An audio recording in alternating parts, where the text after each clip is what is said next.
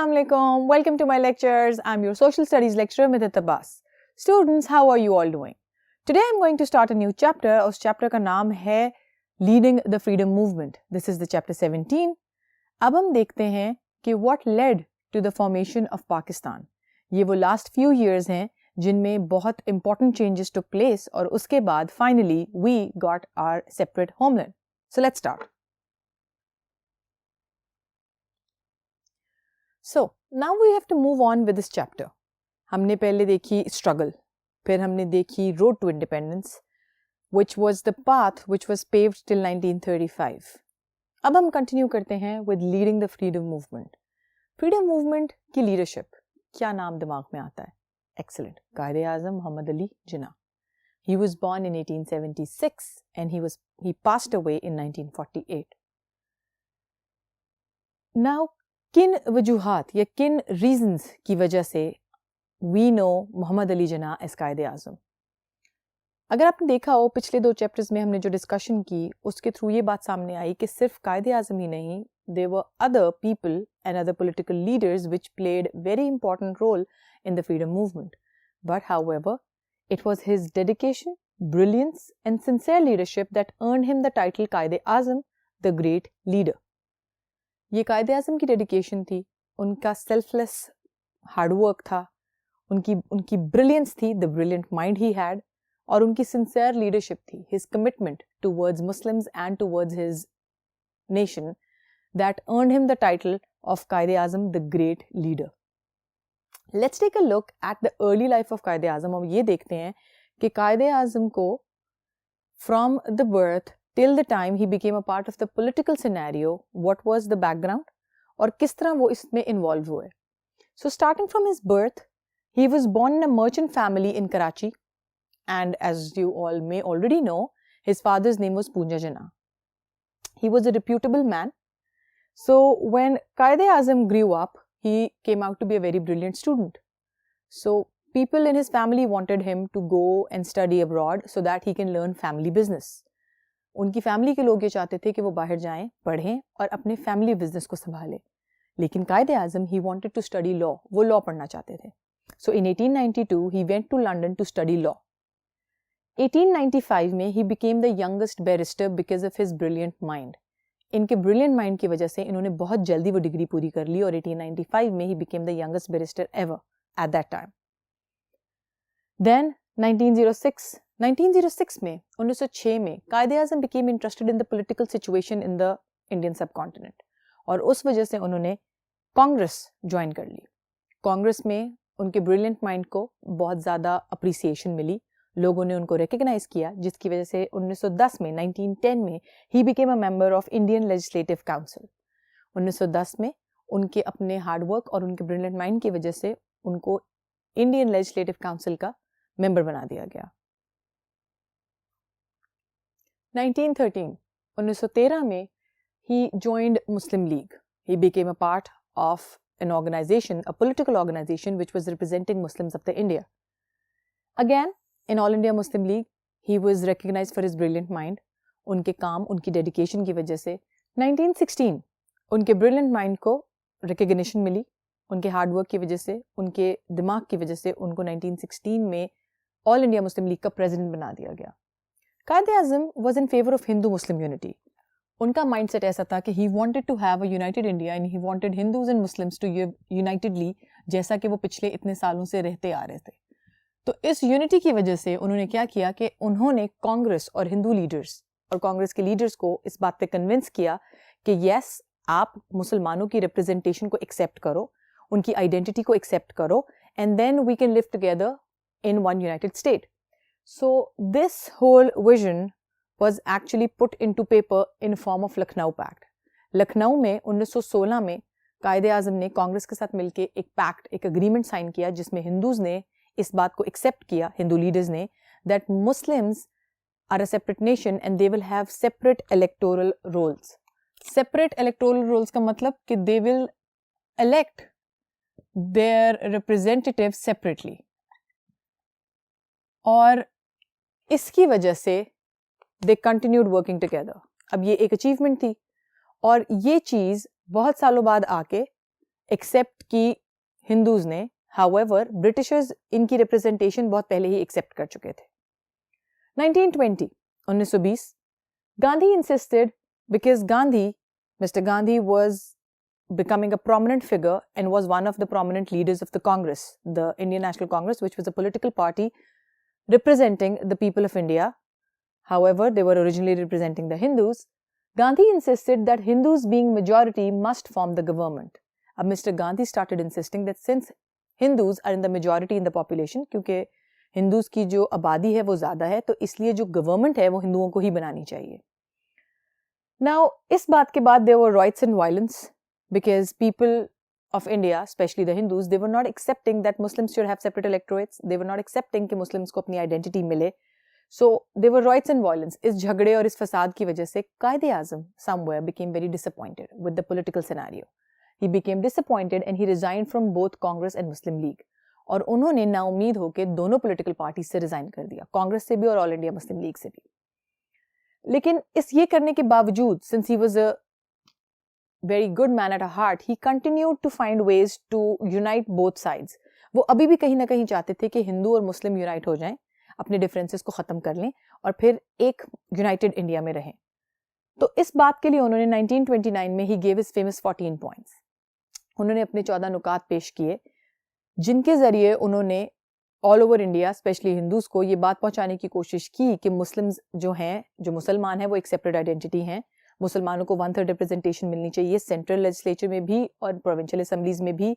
उसके अलावा जो माइनॉरिटीज़ हैं उनको भी अपने राइट मिलने चाहिए और उनको ये आज़ादी होनी चाहिए, जितनी भी माइनॉरिटीज़ हैं इंक्लूडिंग मुस्लिम्स, के वो अपना रिलीजन, अपना मजहब खुलेआम आराम से प्रैक्टिस कर सकें, अपनी लैंग्वेज, अपने कस्टम्स फॉलो कर सकें, अपना कल्चर फॉलो कर सकें.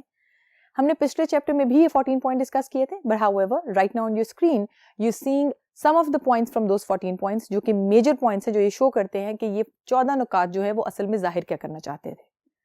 So yes, these 14 points became very famous और इन्होंने ऑल ओवर इंडिया ये बात डिक्लेयर कर दी कि yes, these are the points जिनके अलावा मुसलमान जो हैं वो किसी भी डिसीजन के लिए राजी नहीं होंगे.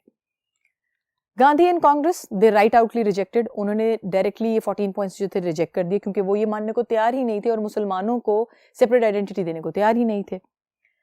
Disappointed at this deviousness, at this cleverness of the Hindus and the Congress, Jinnah left India in 1930.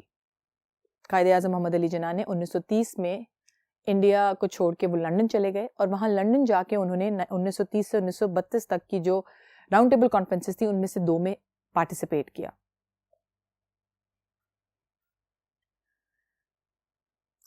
Indian subcontinent से दूर होने के बावजूद Quaid-e-Azam continued to think good for the Muslims, and finally in 1935, because of the call of the country, he had to return to India. उनको United India वापस आना पड़ा. He returned and became the president of All India Muslim League, and he again became the president of a political party which represented the Muslims of India, जिसको हम All India Muslim League के नाम से जानते हैं, and he remained the president till his death. Now came the 1937 elections. अब British government ने elections allow किए, तो 1937 में इलेक्शंस हुए जिसमें मुस्लिम लीग और कांग्रेस दोनों ने पार्टिसिपेट किया, and Muslim League was led by Quaid e Azam. Now these elections came out to be disastrous for India Muslim League. ये उनके लिए बहुत भयानक साबित हुए, क्योंकि उस वक्त मुसलमान आपस में ही इतने यूनाइटेड नहीं थे. They were half the people who thought that there should be more than half of the Muslims which thought that yes, they should be united India, because they were not able to realize, वो ये समझ नहीं पा रहे थे कि Britishers के जाने के बाद हिंदूज अपनी गवर्नमेंट बना लेंगे और मुसलमान उसी तरह दबे के दबे रहेंगे. सो इस डिसयूनिटी की वजह से भारी नुकसान उठाना पड़ा. So finally Congress took control over 7 out of 11 provinces. 11 province थे उस वक्त, और 11 में से 7 प्रोविंसेस में कांग्रेस ने अपनी गवर्नमेंट बना ली, क्योंकि it won with the clear majority in the 1937 elections. Now, Congress refused any representation to Muslims even in Muslim majority areas.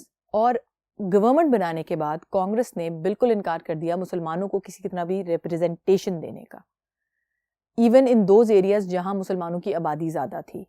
Now this was the last straw for Quaid-e-Azam. ये वो लास्ट इवेंट था, last हरकत थी जिसने जितने भी उम्मीदें थी फॉर अ यूनाइटेड इंडिया उनको ख़त्म कर दिया. So those Muslims who were looking forward to a united India और जिन्होंने इन इलेक्शंस में पार्टिसिपेट नहीं किया था, या जिन्होंने कांग्रेस को वोट दिया था उनके सामने भी बहुत सारी चीज़ें खुल के आ गई। Hence 1947 Lahore resolution. 1940 में मीनार पाकिस्तान आज जहाँ खड़ा है उस जगह पे एक जलसा हुआ ऑल इंडिया मुस्लिम लीग का, और उस जलसे में लाहौर रेजोल्यूशन पेश की गई जिसमें मुसलमानों के लिए सेपरेट होमलैंड की डिमांड सामने रख दी गई और ये कहा गया कि Muslims need a separate homeland and they can not live with Hindus in one United India. इसके बाद केम 1945। 1939 में इंटरनेशनल फ्रंट पे वर्ल्ड वॉर 2 स्टार्ट हो चुकी थी। 1945 में जब वो एंड की तो Britishers won the World War II again. Now Britishers after winning focused on its problems. अब जब उनको इंटरनेशनल फ्रंट पे ब्रिटिशर्स को ये तसल्ली हो गई कि they have won and they are the super power, तो उन्होंने अब सब कॉन्टिनेंट का रुख किया और उन्होंने ये सोचा कि अब जो इंटरनल प्रॉब्लम्स है हमारे हम उनको सॉल्व करें। और वो इंटरनल प्रॉब्लम्स 2 थे। पहला था ब्रिटिश रूल और इंडिया और दूसरा था ट्रांसफर ऑफ पावर, जो कि वो वर्ल्ड वॉर 1 से बड़े सगीर के लोगों को प्रॉमिस करते आ रहे थे। जब वर्ल्ड वॉर 1 में उन्होंने वादा किया कि जी आपको हम सेपरेट सेल्फ गवर्निंग गवर्नमेंट दे देंगे, और उस गवर्नमेंट के लिए उन्होंने उसके बदले में उन्होंने ये कहा कि जो लोग हैं बड़े सगीर के वो ब्रिटिश आर्मी का हिस्सा बने और उनके जगह पे या उनके लिए जाके लड़ें। सो वो वादा तब से लेके अब तक लंबा होता आ रहा था। तो फाइनली दे थॉट कि इट्स टाइम कि हम ये अब डिसीजन ले लें और ये पावर जो है वो हम दे दें। अगर आप ऑल ओवर जो है वो सिचुएशन देखें तो ब्रिटिशर्स तो Morley Minto reforms, then from the partition of Bengal, उस टाइम से 1906 से ऑलमोस्ट इस बात को एक्सेप्ट करते आ रहे थे कि मुसलमान एक सेपरेट नेशन है और मुसलमानों को आइडेंटिटी मिलनी चाहिए। 1916 में कांग्रेस ने एग्री किया बट देन दे डिसएग्रीड क्योंकि वो अपने हाथ से पावर जाने नहीं देना चाहते थे और वो लैंड को डिवाइड होने नहीं देना चाहते थे, जिसके लिए दे थॉट कि अगर हम मुसलमानों को सेपरेट रिप्रेजेंटेशन देंगे ही नहीं तो कोई आवाज उठेगी ही नहीं। And this is where everything went wrong because yes Muslims were and are a separate nation with a separate identity. So yes, now they focused on to transfer of the power. तो उसके लिए अब उन्होंने आगे क्या किया? Let's see. So Lord Wavell, the viceroy at that time, he called a conference for setting up an executive council. Lord Wavell ने एक conference बुलवाई जो कि शिमला में थी, and all the political parties representing the Indian subcontinent, they were invited in that conference. उस conference में lord Wavell met mister Jinnah, mister Gandhi and Maulana Azad, और उसमें उन्होंने कुछ प्रपोजल्स प्रेजेंट की which were rejected by Jinnah because they were not in accordance with the demands of the Muslims of the subcontinent, क्योंकि उन proposals में कोई ऐसी बात नहीं थी जो मुसलमानों को उनकी separate identity they. So mister Jinnah right now at this time was very clear कि मुसलमानों को अलग होमलैंड चाहिए। सो ही रिजेक्टेड हिज प्रपोजल्स बिकॉज उन प्रपोजल्स में कुछ ऐसा नहीं था जो मुसलमानों के लिए फायदेमंद हो।